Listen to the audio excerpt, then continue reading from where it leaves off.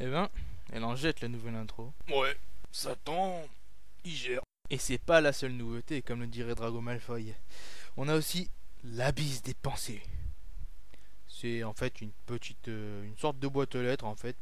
Comme ça, si vous nous envoyez des messages, on les reçoit. Et si quelqu'un d'autre veut en envoyer, bah c'est nickel. Le piste dépensé.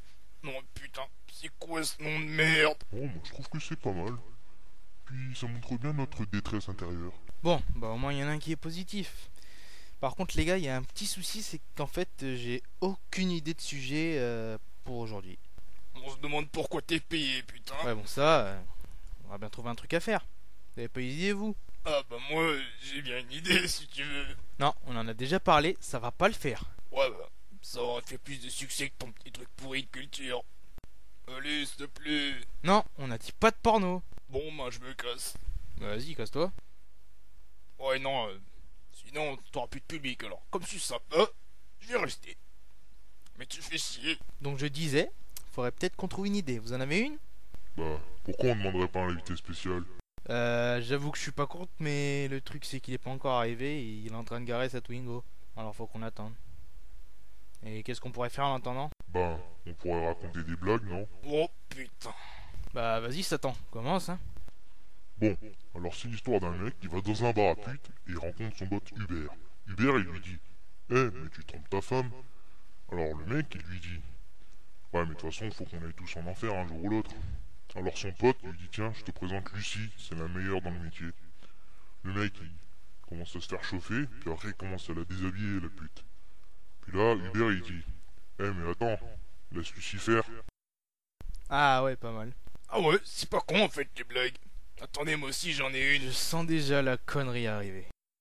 Alors là, c'est l'histoire d'un mec, il va prendre l'anglais petit à petit. Alors il achète une machine super méga sophistiquée, qui parle moitié français, moitié anglais.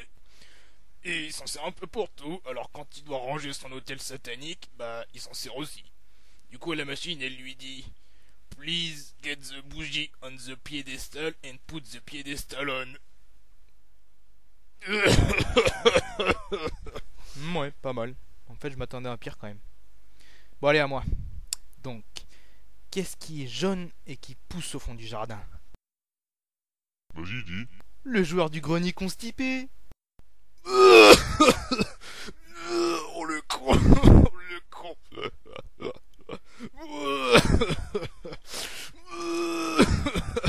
Oh le là. Oh le con, putain, je te jure, il te sens le con.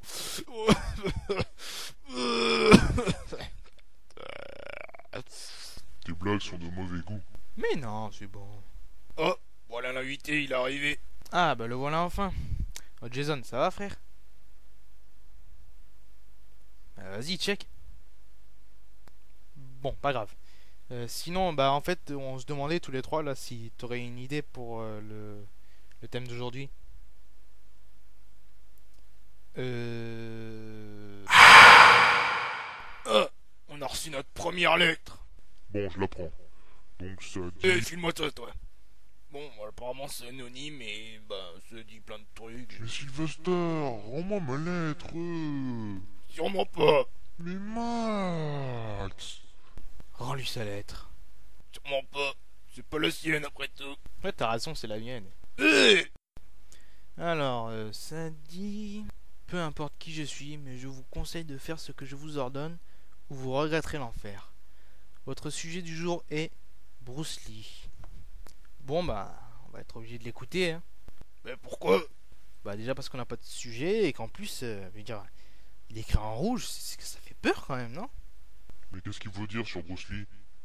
Bah je sais pas. On n'a qu'à tout dire comme ça au moins c'est bon. Ok. Ok, d'accord. Jason, t'es d'accord? Apparemment, il préfère qu'on le laisse seul. Bon, bah on va commencer le sujet alors. Donc, Bruce Lee, né Lee Jun-fan le 27 novembre 1940 à Chinatown, à San Francisco, dans l'ouest des États-Unis, et mort le 20 juillet 1973 à 32 ans à Hong Kong, était le fils de Lee Hoi-chuen. Bon, vous m'excuserez si je prononce mal les prononciations des noms chinois. Et Grace Ho. Son signe chinois était le dragon, comme quoi Le hasard fait bien les choses. Ouais, c'est sûr. Moi aussi, je suis né sous le signe du dragon. Ah bon? Je suis pas au courant alors. Bah, ouais, il y avait plus de signe du taureau alors. Je suis né signe du dragon. C'est comme ça les signes chinois. C'est pourri. Ouais, bon, donc Bruce Lee était un artiste martial, acteur, réalisateur, auteur, professeur d'arts martiaux. Il était américano-hongkongais, oui on dit hongkongais quand on désigne les habitants de Hong Kong, et considéré comme l'un des plus influents des artistes martiaux de tous les temps, et peut-être même le plus influent. Donc, pour vous présenter cet homme qui a eu une vie aussi courte que remplie, bon je sais pas comment on dit mais on s'en bat les couilles. Donc on va découper toute cette belle paperasse en 5 parties. Donc en numéro 1 ce sera la famille de Bruce Lee, ça va de ses parents à ses enfants. En numéro 2 le parcours qu'il a eu, c'est-à-dire un bref résumé de sa vie, surtout de qu'est-ce qu'il a fait, quand c'est qu'il est parti en Amérique, quand c'est qu'il est revenu à Hong Kong, etc. Ensuite, la troisième partie concerne ses philosophies et ses techniques de combat, notamment le Jeet Kune Do. En quatrième partie, nous aurons Ses films et ses influences sur le monde occidental ainsi que les artistes martiaux. c'était à moi de parler là. Bah ouais, mais bon, faut bien que je me fasse remarquer, non? Donc, et une cinquième partie sur sa mort et son héritage. Voilà. Et ouais, je sais faire les sujets, moi. Ouais, bon, tu lui piques un peu son travail, quoi. C'est pas gentil, Sylvester, hein? Eh ouais, ça tant que veux-tu. Faut toujours un casse-couille pour faire plaisir aux fans. Je sais pas pourquoi ils aiment les gens comme ça. C'est un peu chelou quand même. Bon, faut avouer que c'est quand même marrant quand tu le vois, mais bon, quand tu vis avec lui, c'est pas très rigolo quoi. Bref, la famille. Donc, Bruce Lee était le quatrième d'une fratrie de 5 enfants. Avec Phoebe. Phoebe, ouais, je sais pas s'il le prononce bien, mais en tout cas, c'est comme ça. Agnès, Peter et Robert, qui était le leader chanteur des Thunderbirds, un groupe hongkongais. Enfin bref. Son père était Lee Hoi-chuen, encore une fois, vous m'excuserez si je prononce mal. C'était un acteur, lui aussi, et chanteur aussi. Il faisait un tour d'1 an aux USA, là où Bruce Lee est mort, est né. Bref, moi je sais même plus ce que je fais à force de ce bordel. Ça c'est à cause du Sylvester. Ouais, en fait, je suis pas le con de la bande, je suis plutôt la tête de Turc. Ah bon, je croyais que t'étais américain. Oh putain, sans déconner, il n'y en a pas un pour attraper l'autre. Deux cons dans le... Oh, sans déconner, faut vraiment... Mais vraiment le vouloir tout ça. Bref, donc le père Lee Hoi-chuen, qui est mort une semaine après la naissance de Brandon, son fils, enfin le fils de Bruce Lee, donc le petit-fils de Lee Hoi-chuen. La mère de Bruce Lee était donc Grace Ho, à moitié caucasienne, allemande même, et à moitié chinoise. Elle faisait partie des Ho-Tungs, un clan des plus riches et puissants de Hong Kong, ce qui fait que Bruce Lee a eu une enfance assez privilégiée. C'est d'ailleurs sa mère qui lui a donné le nom de Lee Jun-fan, son nom originel, qui signifie à peu près revient toujours, un peu comme un phénix, vous voyez. Clin d'œil au dernier invité qu'on a eu, au premier d'ailleurs aussi. Bref, son fils était donc Brandon, était acteur comme lui, et il est d'ailleurs mort pendant le tournage de The Crow, vers la fin des années 90. Je crois que c'était en 97 il me semble, mais j'ai la flemme de regarder. Oh là là, quel gros flemmard. Si tu veux pas que le mec à l'écriture rouge nous bute, tu ferais mieux de te mettre à bosser, mon petit gars. Et pourquoi tu cherches pas toi? Toujours moi le flemmard, mais toi t'en branles pas une non plus. Eh oh, attends, et moi j'ai fait ma séance de muscu, hein. Je suis fatigué, moi. Faut que je repose mes gros pectoraux. Ah là là, un classique, c'est les gens qui font le muscu. Toujours une excuse à tout. Mais bon, c'est pas grave, on va peut-être continuer. Donc Bruce Lee a eu aussi une fille, Shannon, qui a aujourd'hui 45 ans. Bon, maintenant on va passer à son parcours. Alors pour ce qui est de son parcours, Bruce Lee est né en 1940 pendant un tour de son père aux USA, son père qui était chanteur. Son père et sa mère bref, il revient à Hong Kong juste après sa naissance. Et Bruce Lee donc qui grandit grâce, comme on l'a dit précédemment, avec les liens de la famille de sa mère dans une enfance privilégiée, mais le quartier était quand même dangereux à cause de nombreuses rivalités de gangs qui étaient notamment dues au fait qu'il y avait plein de réfugiés à Hong Kong dans cette période-ci, étant donné que La Chine était communiste à cette époque-là et donc il y avait beaucoup de Chinois qui la fuyaient à Hong Kong. Hong Kong qui à l'époque était sous le joug de la couronne anglaise. Après avoir été impliqué dans plusieurs bastons, ses parents ils ont décidé de l'initier à l'art de la vie, du combat. C'est pour ça que son père lui a enseigné le Tai Chi Chuan, un art martial chinois, évidemment. Donc bref, tout de suite. Plus tard, à 16 ans, donc Bruce Lee débute le Wing Chun, qui était donc la base de tout ce qu'il a fait. C'était donc pas le Kung Fu chinois, Kung Fu. Non, sans déconner, je veux dire. Pas que le Kung Fu chez les Chinois. Bref, le Wing Chun avec Yip Man, un grand maître chinois de cet art, qui déjà à l'époque était très connu et qui l'est aujourd'hui encore plus grâce à Bruce Lee. Un élève prometteur. Donc Bruce Lee commença la pratique du Wing Chun après s'être fait battre par un adversaire d'un gang rival. Donc que la technique de Yip Man était donc basée sur le sparring. Le sparring dans les sports de combat, le sparring c'est le travail à deux quand on effectue différentes techniques avec un adversaire qui est quand même vivant. C'est pour ça que c'est différent de frapper sur un sac. Grosso modo c'est ça. Et le travail sur mannequin de bois, le truc classique avec 3 bois qui sortent, un peu comme le couteau de Tekken, etc. Bon, bon, voilà. Les formes de corps et les drills. Les drills, c'est les travails des compétences, seul ou à deux. Voilà, en gros, c'est ça, parce que franchement, si c'est pour expliquer, ce serait galère. Surtout que je suis pas un pro de ce qui est Wing Chun. Yip essayait donc d'éloigner ses disciples des combats de rue et les a encouragés donc à faire de la compète. Alors, est-ce que Bruce Lee en a fait? Je sais pas. Il n'y a pas d'infos là-dessus. Après un an d'entraînement dans le club de Yip Man, beaucoup des autres disciples de Yip Man justement ne voulaient plus s'entraîner avec Bruce Lee, estimant qu'on ne doit apprendre qu'au pur asiatique. Parce qu'ils avaient appris entre temps que Bruce Lee avait des origines de l'Occident. Et pour eux, donc, il ne méritait pas de recevoir cet enseignement et donc on ne voulait plus s'entraîner avec lui. Donc il avait beaucoup moins de gens qui s'entraînaient, ce qui l'a fait comprendre un peu cette discrimination. C'est pourquoi plus tard il enseignera aux Américains. Mais en attendant, il s'entraînait beaucoup avec Wung Chun Lung. Encore une prononciation difficile, bon, c'est pas grave. Il fit diverses écoles, puis en 1959, il se battait beaucoup plus souvent qu'avant et il fut impliqué notamment dans une grosse baston contre un mec d'une famille très puissante et crainte. Et donc, de peur que la tête de son fils soit mise à prix, son père a décidé de l'envoyer aux États-Unis d'Amérique. Avec sa sœur Agnès, il vit pendant un petit moment à San Francisco.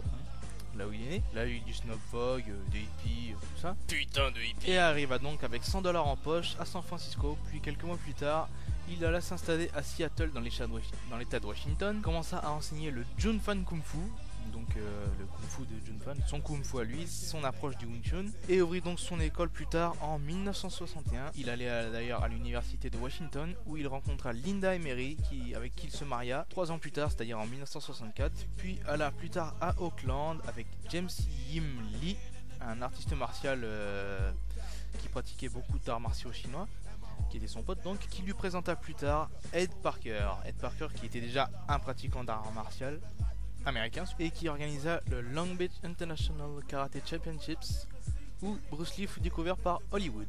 C'est dans ces temps-là que Bruce Lee eut un problème à cause des Chinois qui ne voulaient pas qu'on enseigne leurs arts martiaux en Occident. Il dut donc se battre contre Wong Jackman, un combat qu'il gagna en 3 minutes d'après les dires de sa femme. Combat donc qui allait décider si oui ou non il gardait son école. Bruce Lee a dit alors « J'enseigne à qui veut apprendre ». Il eut plus tard en 1965 son enfant Brandon, puis en 1967 il commença à créer le Jeet Kune Do, mais on en parlera surtout plus tard. Et en 1969 il eut Shannon, fille qui est encore vivante aujourd'hui, au fils. C'est là où c'est dans ces environs là qu'il commença à jouer de petits rôles. Il fit des chorégraphies, il rencontra de nombreux artistes martiaux dont Chuck Norris, enfin lui quoi. Puis il joua son premier rôle dans The Big Boss en 1971, puis ensuite il fit La Fureur du Dragon, La Fureur de Vaincre, ensuite La Fureur du Dragon, puis Le Jeu de la Mort qu'il commença sans finir car il alla en plein milieu du tourner Opération Dragon, le blockbuster hollywoodien, et ensuite quand il revint en 1973, il mourut, on verra comment, avant de pouvoir terminer Le Jeu de la Mort. Maintenant, technique et philosophie de combat, ainsi que bien sûr le Jeet Kune Do, son art martial qu'il a créé lui-même. Donc Bruce Lee a étudié la philo et il lisait énormément, mais vraiment énormément. Il avait une bibliothèque chez lui de, je crois, 2000 et quelques livres. C'était vraiment un grand lecteur. Et il a été beaucoup influencé au niveau de sa philosophie par le bouddhisme, le Jiddu Krishnamurti et le taoïsme. Par contre, il était athée, il ne croit pas en Dieu et il a été opposé notamment au confucianisme, un modèle religieux et éthique chinois, polythéiste. Bon, pour ce qui était technique, pour lui tout devait être fluide. C'est notamment pourquoi il n'avait pas un physique très large, je veux dire. Bruce Lee, il faisait, je crois, au maximum 70 kg. Il était sec, très sec, ça c'est clair. Et il estimait que les gros muscles étaient inutiles parce qu'ils vous rendent moins souple et plus lent. Bon, moi je trouve pas. J'aime bien avoir des gros biceps. Mais visiblement, ça rend plus con aussi. C'est agréable à regarder. Puis les gonzesses, je te dis pas comment ils adorent, hein. Ouais bon, t'arrêtes de te la péter. C'est ta gueule que je vais péter si tu continues à me faire chier, petite merde. Bon, moi tu me gaves, je préfère vaquer à mes occupations et faire des recherches qui vont nous aider, moi. Donc pour ce qui est du Jeet Kune Do, alors pourquoi Bruce Lee a-t-il créé le Jeet Kune Do? Eh bien parce qu'avec son combat contre Wong Jackman, vous vous rappelez le combat qu'il a fait pour pouvoir garder son école de Kung Fu, il était déçu par sa performance, il pensait pouvoir battre son adversaire relativement rapidement et finalement il a réalisé que son adversaire lui avait pratiquement puisé toutes ses forces. Il s'intéressa donc à la musculation et à la nutrition notamment et tenta de changer sa façon de combattre. C'est pour ça qu'il fonda le Jeet Kune Do, un sport influencé sur la pratique du Wing Chun avec Ip Man, mais aussi avec mais vraiment beaucoup d'autres sports de combat comme la boxe anglaise, même la thaï, même le karaté. Il a vraiment touché à tout, Bruce Lee. Il était aussi vachement basé sur les drills à deux, etc. Parce que forcément ça venait de Ip Man et c'était sa technique et il aimait ça et il faut avouer que c'est quand même très utile. A noter d'ailleurs que Bruce Lee a travaillé avec de nombreux artistes martiaux de renommée pour créer tout ce qui a fait l'environnement du Jeet Kune Do, tel Chuck et Karim Abdul-Jabbar, son pote qui était très grand. Il faut aussi savoir que le Jeet Kune Do n'était pas un sport précis. Quand Bruce Lee a créé le Jeet Kune Do, il ne voulait pas créer une armée de robots qui faisaient chacun la même chose que tous les autres, mais que chacun fasse selon son propre style, selon ses préférences, selon ce qui lui correspond à lui, son corps, sa mentalité, son style de combat, etc. Bruce Lee disait d'ailleurs une phrase qui est devenue célèbre: soyez haut. Alors pourquoi soyez haut? Parce que l'eau s'adapte au récipient dans lequel on la met. C'est pourquoi Bruce Lee disait qu'il faut s'adapter à l'adversaire que l'on a et à notre style. S'adapter à chaque situation est différente, on ne peut pas boxer de la même manière contre un adversaire et contre un autre. Dis-le, c'est pas toi qui a dit qu'il était sec? And jackpot. Ouais, bah au moins lui il prenait pas de stéroïdes. Bref, donc Bruce Lee avait donc une volonté de se détacher des autres styles, de tout ce qui était ces putains de conformistes. Mais ce qu'il faut savoir par-dessus tout, c'est que ce qui intéressait Bruce Lee, ce n'était pas vraiment la compétition ou un certain style ou un autre. Ce qui l'intéressait lui, c'était le combat, le vrai, le combat de rue. Il utilisait d'ailleurs parfaitement les coups de pied dans les couilles et les doigts dans les yeux. Je vous laisse imaginer un peu l'adversaire casse-couille. Mais c'est comme ça que ça marche, hein, c'est efficace, c'est comme ça. Il se différenciait notamment par une garde différente. Par exemple, j'ai lu dans un livre de Bruce Lee où la garde était non conventionnelle car elle était déjà sur la jambe que l'on maîtrise, c'est-à-dire que si on est droitier, on est sur la jambe droite, alors que normalement, sur un style de boxe, de kung fu, etc. habituel, quand on est droitier, on est sur la jambe gauche, hein, vers l'avant. Ce qui déjà est troublant en soi, quand on a l'habitude de voir quelqu'un qui est sur la jambe gauche en face, et peut s'avérer très efficace. Pour ça, faut lire ses ouvrages, hein, il n'y a pas 3000 solutions. Entre son style différent, sa philosophie de combat très libre et sa façon de se battre, Bruce Lee est souvent considéré comme un des précurseurs du MMA. On fera un épisode là-dessus de toute manière. C'est le Mixed Martial Art. Donc c'est en gros la fusion de tous les arts martiaux en un seul, qui permet de créer un sport de combat libre. Donc c'est pour ça qu'on appelle souvent ça le free fight, ce qui d'ailleurs n'est pas très correct comme appellation, mais bon, on verra ça plus tard. Parmi tant d'autres techniques, Bruce Lee était spécialisé dans les side kicks, c'est-à-dire les coups de pied sur le côté, que ce soit pour pousser ou pour frapper. Et faut avouer quand même qu'il balançait de ces sacrés coups de pied. Et Bruce Lee avait d'ailleurs beaucoup de techniques du genre self-défense. Par contre, faut savoir qu'il était un peu il s'entraînait pas trop dans ce qui était les sports de préhension comme le judo, aujourd'hui le jiu-jitsu brésilien ou la lutte, tout ça. Donc voilà pour le style de combat de Bruce Lee, je trouve ça très intéressant, franchement, si ça vous intéresse, si vous êtes pratiquant de sport de combat, c'est vraiment quelqu'un à connaître quoi. On va donc maintenant s'intéresser aux films et influences sur le cinéma asiatique et aux artistes martiaux. Alors Bruce Lee déjà il a fait connaître le cinéma et les arts martiaux asiatiques dans leur ensemble en Occident, hein, ce qui n'était pas gagné avant, contrairement à ce qu'on peut croire aujourd'hui. Depuis beaucoup d'acteurs ont vu le jour comme Jackie Chan, je l'adore, et Jet Li, bon, vous les connaissez. Ainsi que de sacrés stéréotypes, hein, parce qu'on sait tous maintenant, quand vous regardez un film de combat, si jamais vous voyez un mec qui a une tête un petit peu asiatique, c'est forcément un pratiquant de kung-fu. Hein, bon, bah, ça c'est le cinéma américain. Donc, Bruce Lee a commencé par The Big Boss, un film, disons que c'était son commencement, c'était pas le meilleur, voilà. Ensuite, il a eu La Fureur de vaincre, c'était l'opposition entre les Chinois et les Japonais, et évidemment entre le kung-fu et le karaté. Hein. Évidemment, c'était surtout ça dans le film, deux clubs s'opposaient. Bon, après, pas besoin de le voir, hein, c'est des films cultes, tout ça. Ensuite, il y a eu La Fureur du Dragon, pour moi le meilleur, hein, chacun son avis après. C'était un peu pareil, c'est-à-dire que bon, c'était quand même assez opposant et ça dénonçait pas mal la mafia, notamment italienne, donc puisqu'ils étaient à Rome, ainsi que l'utilisation des armes. Hein. Regardez-le, franchement, ça vaut le coup.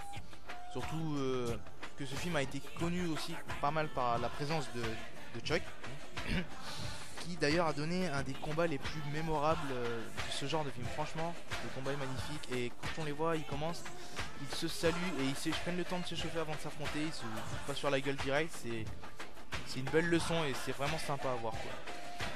Et puis rien que pour voir les deux grosses stars qu'il y a dedans, ça vaut le coup. Donc après il a commencé à le tourner dans le jeu de la mort. Et ensuite il est parti tourner le blockbuster Opération Dragon. Il va sur une île et il participe dans un tournoi de combat, mais finalement c'est plus compliqué que ça, il y a de la conspiration. C'est un blockbuster hollywoodien dans son ampleur quoi. Ensuite dans le jeu de la mort, qui porte malheureusement bien son nom, puisque ce film n'a pas été achevé par lui du moins, et étant donné qu'il est mort. On le voit combattre des combattants de tous les styles, dont son pote Abdul Jabbar, qui est putain de grand ce con. Ouais non, sans déconner. D'ailleurs il affronte aussi des combattants avec des armes, hein, comme par exemple le combat avec les nunchaku. Franchement, bon celui-là, malgré qu'il soit à moitié Bruce Lee, à moitié rafistolé comme un bourrin, il est bien. Rien que la fin, les combats avec Bruce Lee sont très bien. Cette quatrième partie étant terminée, on va donc devoir s'intéresser à sa mort. Ah bah c'est pas trop tôt putain. Il y a des fois je préférais que tu sois comme Jason, hein. Franchement. Bref, donc pour ce qui est de sa mort controversée et de son héritage, alors on va commencer par sa mort évidemment. Alors il a été emmené d'un studio vers un hôpital, il est en train de tourner, je suppose, les petites finalisations de Opération Dragon. Et il s'était effondré, on l'a emmené à l'hôpital et bon bah aujourd'hui il reste toujours plusieurs théories. Certains disent que c'était un combat à mort, que c'est des problèmes avec la mafia. Certains disent qu'il était trop fatigué parce que c'est vrai qu'il s'entraînait toute la journée ou jouait des films, il était tout le temps occupé, c'était vraiment malade ce mec. Certains disent même qu'il a été empoisonné, bon alors il y en a qui vont loin, ça c'est le truc classique. La thèse officielle en tout cas est l'œdème cérébral. Hein. Mais bon aujourd'hui encore c'est un peu comme JFK, on sait pas comment il est mort et c'est ce qui fait d'ailleurs la légende, hein. Ouais, on va être honnête. Passons donc à son héritage. Pour ce qui est de son héritage, bah, on va commencer par ses enfants, hein, c'est le plus logique pour moi. Donc il a déjà laissé Brandon en 1965, qui aujourd'hui est mort, il est mort en 97 environ, je crois que c'est en 97 mais je suis pas sûr. Quand il tournait le film The Crow, à savoir aussi que même si son fils était un acteur, il ne jouait pas dans le même genre de film. Bon certes il n'avait pas pratiqué des arts martiaux comme son père, mais il ne jouait pas dans ce genre de film d'arts martiaux. Il a aussi laissé Shannon, sa fille qui aujourd'hui est toujours vivante, c'était donc une jeune femme, et aujourd'hui bon bah il est un peu moins jeune quoi. Je crois qu'elle a 45, un truc comme ça. Elle, bon, bah, elle fait sa vie, je sais pas trop quoi. Et bon, je sais qu'elle tient le compte de Facebook de Bruce Lee. Hein. N'hésitez pas à vous abonner. C'est toujours un geste sympa, voilà. C'est un hommage à rendre à quelqu'un de grand qui a fait avancer les choses. Bon, pour ce qui est de sa femme, je sais pas ce qu'elle fait. Hein. Alors, à vous de chercher si ça vous intéresse vraiment. Tu veux que je te le dise? Non, sans façon. Donc Bruce Lee, il faut savoir qu'aujourd'hui, il y a beaucoup de profs d'arts martiaux oriental, d'Extrême-Orient, donc asiatique, qui prétendent soit lui avoir appris, soit qu'il les a enseignés. Souvent c'est faux. Bon, ça c'est la célébrité, hein, falloir que je m'attende à ça moi. Non, sans déconner. Donc Pour ce qui est des références aujourd'hui à Bruce Lee, il y en a plein. Il y a la tenue du jeu de la mort en jaune et avec des traits noirs qui est reprise dans beaucoup de films ou jeux vidéo. Il y a Kill Bill déjà que tout le monde connaît avec Uma Thurman. DOA ou même dans Lightning Returns, il me semble que il y a une tenue qui en vient quand même à l'inspirer. Bref, il y en a un peu de partout, je crois même qu'il y en a une dans Tekken. Ce qui me permet de vous dire aussi qu'il y a beaucoup de personnages de jeux vidéo inspirés. Je vais pas tout vous les dire parce que je connais pas tout. Il y en a tellement que ça fuse. Il y a déjà Marshall et Forest Law dans Tekken. Et eux, ils sont même pas inspirés, ils sont carrément limite copiés. Il y a dans DOA. Comment il s'appelle ce con? Yan Lee, ouais, un truc comme ça. Jan Lee, je crois. Ouais, bref. Et j'en passe des meilleurs. Il me semble que oui, il y a Maxi dans Super Soul Calibur. Bref, il y a de quoi faire quoi. Donc les références à Bruce Lee, c'est pas ce qui manque, ce qui montre bien que ce mec est une légende et est culte. Satan, tu fais quoi là? Des recherches, histoire de voir qui c'est qui nous envoie ces lettres et à quoi on peut s'attendre. Je veux dire, en fait, j'ai peur qu'il ait fait un petit truc un peu chiant, quoi. C'est-à-dire? Ben, c'est-à-dire que comme tu le remarques, j'ai laissé ma place vacante depuis un bon bout de temps, en fait. Alors je me dis peut-être qu'il a pris la mienne. Faut vraiment faire gaffe, quoi. Ouais, t'as raison. Donc, pour conclure, je dirais qu'on comprend déjà pourquoi il a une étoile au Walk of Fame, ce petit Bruce. Et pourquoi aujourd'hui il influence encore beaucoup de combattants. Il y a beaucoup de pratiquants de MMA qui disent que Bruce Lee était vraiment un maître spirituel pour eux. Et c'est un peu le cas pour moi, je vous le dis honnêtement. C'est... Il a vraiment des trucs à nous apprendre, ce mec, quoi. Et surtout, ne croyez plus aux idées reçues sur Bruce Lee, classique, genre... je sais même pas quoi dire, tellement c'est des idées de merde. Maintenant, vous savez ce qu'il était réellement.